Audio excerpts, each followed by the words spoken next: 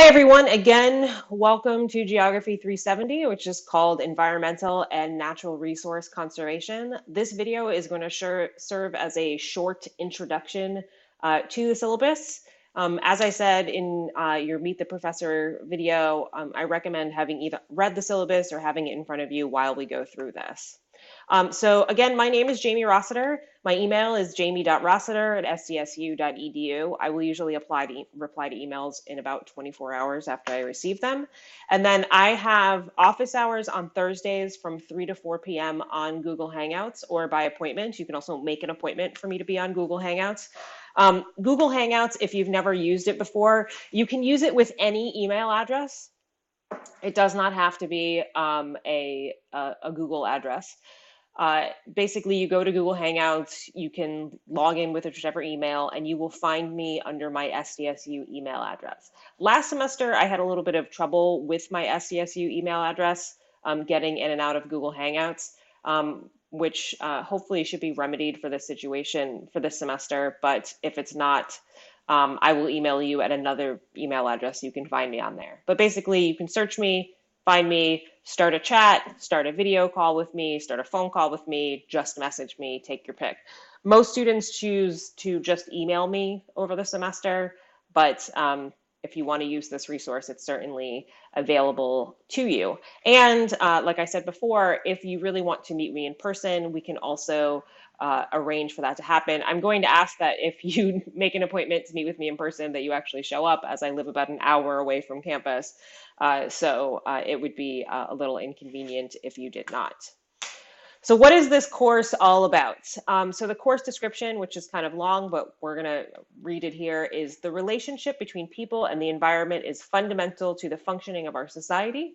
We depend on natural resources for everything from the production of food to the provision of water. At the same time, our activities and choices, including the kinds of products we buy and the kind of transportation we use, will influence how well the environment supports our society in the future. So, big idea there is that we need the environment. The environment does all types of stuff for us. They provide things called ecosystem services, which you're going to learn all about in chapter 1. But we are constantly affecting the environment, and how we affect the environment can not only have negative effects for wildlife and for ecosystems, but also for us.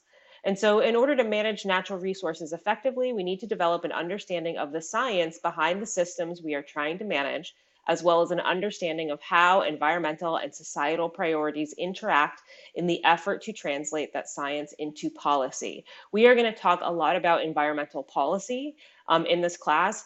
We will bring most things back to policy. A lot of your writing exercises, I might ask you to tell me a policy approach of how you would deal with this potential environmental problem. We are in a unique political moment right now that is not particularly friendly to environmental policy. We've had swings like this in our country previously, where we're going to look at the Environmental Protection Agency. Sometimes it is a very strong agency, and sometimes it is a very weak agency, and we're going to talk about that.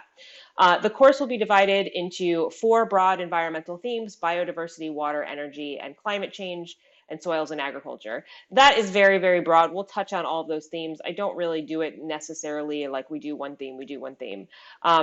But we will also focus on approaches to environmental management and conservation. So we will constantly be looking at kind of what's happening with the environment, how we're affecting it, and then what are our approaches to conserve and also manage for these problems.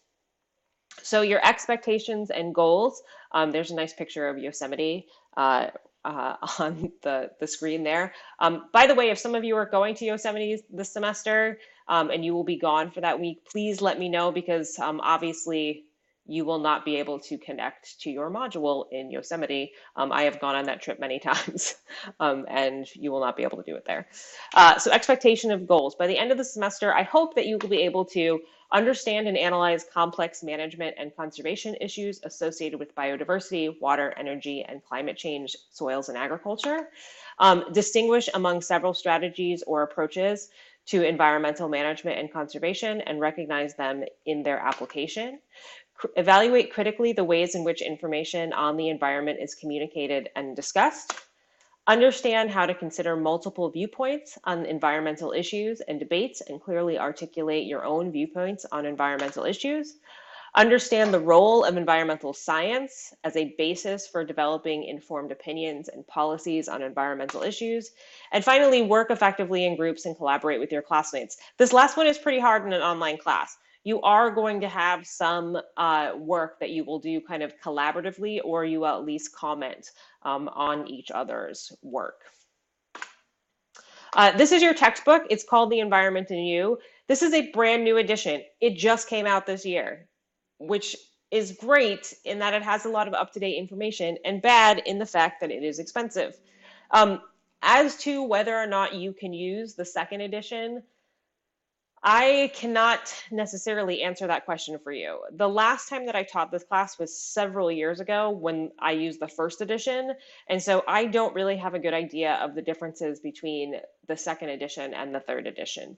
So it might be more difficult for you to use the second edition because I might point to certain pages that might be different than in the third edition. I recommend that you have the third edition. I also understand that people have financial constraints, so you're going to kind of have to use your potential best judgment there. Each week is divided into a module. So this is what your homepage should look like. So right now you're in the introduction, start here. There's a folder with the syllabus in it, and then there are modules. So there's 15 modules. It's about one a week. This one is very short because we started on a Wednesday. Most of them will go live at 9 a.m. on Mondays and be due at 9 a.m. the following Monday. There are times where there might be a delay in me getting something up, in which case I'll email you, like maybe it's still due at 9 a.m., but maybe I'm going to post something at 10 a.m. because I'm adding something new to it. But usually it should go live at 9 a.m. on Mondays. There may be a midweek due date for a discussion post. Because sometimes I want you to post something and then I want you to reply. So I recommend that you open up your module on Mondays and see what is due for that week so that you understand if there is a midweek due date, so that way that you don't miss that. You may not work ahead. You can only complete the module that is live for that week. That is kind of the rules of online classes in general that we are supposed to follow. It's not a correspondence course. We're all supposed to be working together on this material. So you will only be able to see previous modules and this week's module. The last module is due on a Thursday, May 16th, just because that's the last day of the semester. You actually get some extra time for that module. It's not a short module, it's actually a very long module. But very important, you may not move on to the next module until you complete the quiz for the previous module. You will not be able to see it on Blackboard until you complete that quiz. So even if you are running very behind in the class and you're going to lose a ton of points for that quiz being late, you have to complete it until you move on to the next module. Grading for the class is as follows.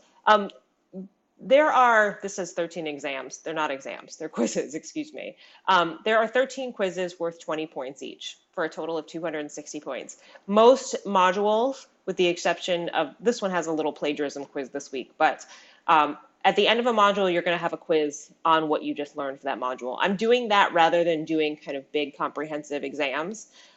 Quizzes will be a mix of like multiple choice or fill in the blank. They are timed. And so you have those due most weeks except for the first week and the last week.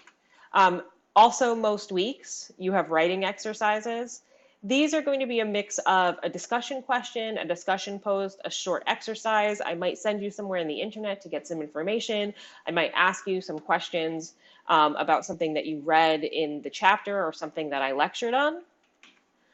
Your plagiarism quiz is due in the first module, in which you're going to read some plagiarism materials and take a quiz about plagiarism. You can take this quiz up to 3 times to improve your score. It's meant to be a learning exercise.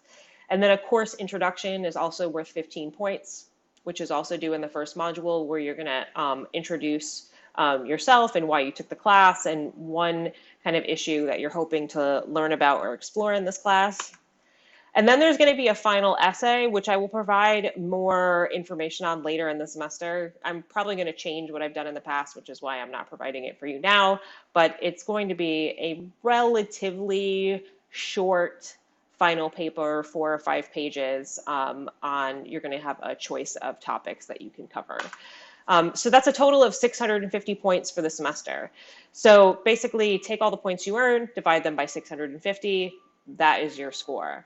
Be wary of looking at your grade on Blackboard, just because if I have not inserted a 0 for something that you have not handed in yet, it will think that you are exempt from that assignment. So sometimes people think that their score is much higher than it is. So just be conscious, make sure that you follow the syllabus and hand in your assignments on time. Also, I have a policy. I run an inclusive classroom, which means it is my goal as an instructor to provide an inclusive, respectful, and vibrant classroom space.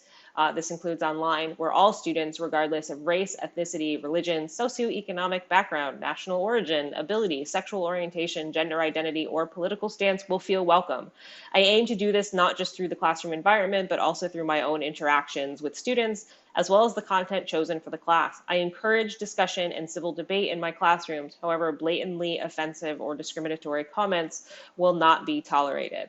Again, I encourage discussion, but we all need to be respectful to one another in our classroom space. Some other quick classroom policies, late assignments. You lose 10% for every day that's late. No assignments will be accepted later than 1 week.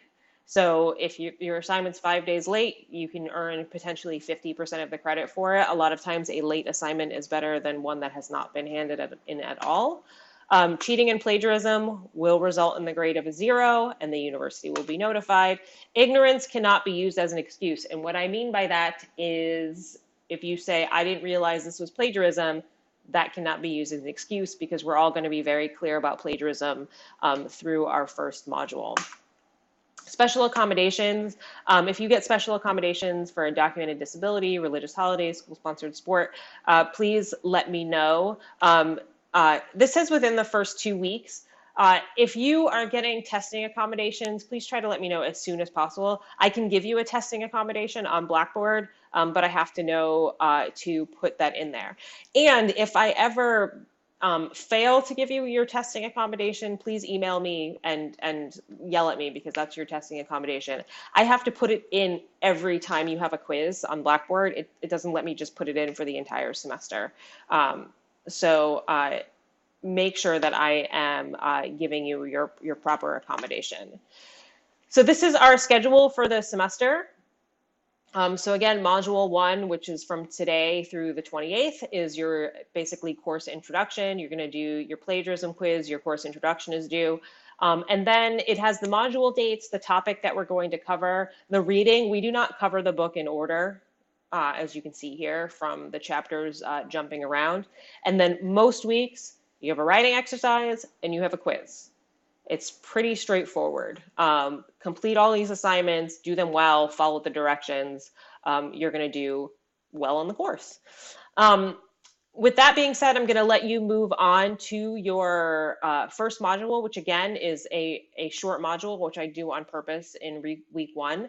And then at 9 a.m. on Monday, we are going to go live with our first chapter on environment, sustainability, and science. You're going to want to make sure that you have your textbook by then. If people cannot find the textbook available, please email me so we can work that out. Again, welcome to Geography 370.